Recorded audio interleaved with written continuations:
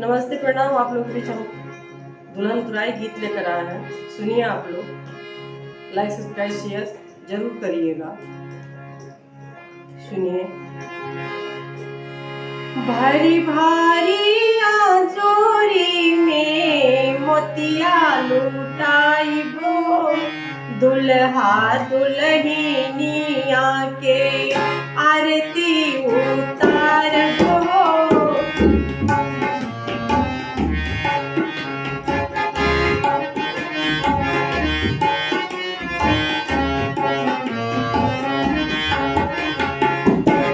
भारी भारी आजोरी में मोतिया लुटाइबो, दुल्हा दुल्हनिया के आरती उतारबो, दुल्हा दुल्हनिया के।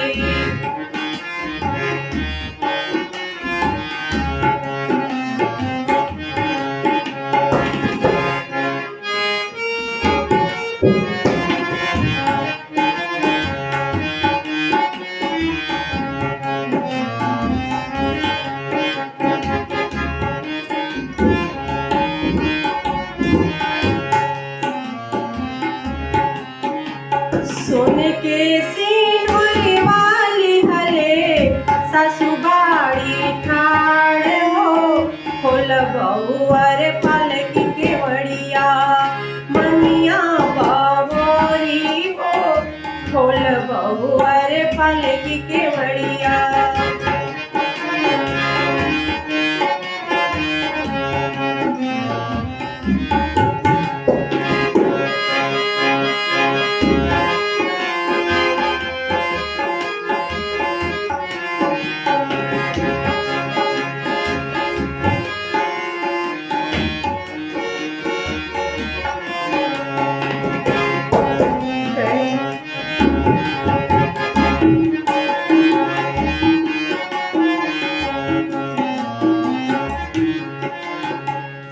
कैसे में कोली सासू पलकी के मड़िया हो, राउधिया ठाड़ बाड़ी असली जोगिनिया हो, राउधिया ठाड़ बाड़ी।